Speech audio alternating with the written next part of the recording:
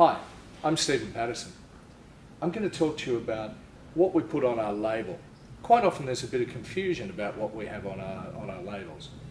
So obviously the first thing that will strike you is the actual colour, and that really is the paint itself that's inside the tube, painted on the outside, so you can see exactly what the colour is like when it's dry.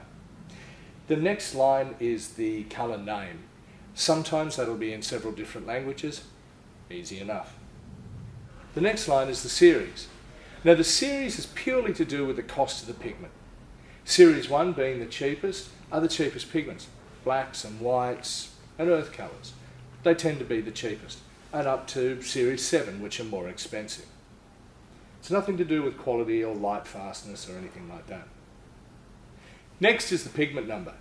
Each pigment has a different number, and this denotes the different chemicals that make up that different pigment.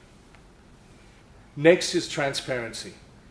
The pigment, and this talks about the actual pigment, the pigment itself will either be transparent, so the pigment on a microscopic level looks a bit like crystals, or it'll be completely opaque, and on a microscopic level that'd look more like a billiard ball. It's a solid sort of colour, or semi-transparent, and obviously that's something halfway in between, or it could be a blend of two different pigments, one being transparent at least, and one being opaque.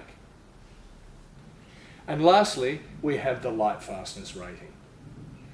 Nearly all our colours are ASTM rated, which is the American Society for Testing and Materials, and they have a particular number. Some that don't have an ASTM rating yet have the blue wool scale rating, which is a UK rating.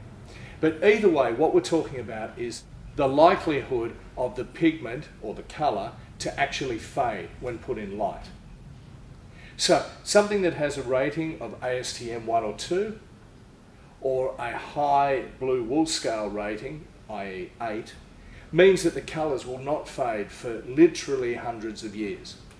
Whereas if they have a higher rating, which would be say 5 or 3, then they might well fade. They're fugitive colours, and really as artists we don't want to be using those because they could fade.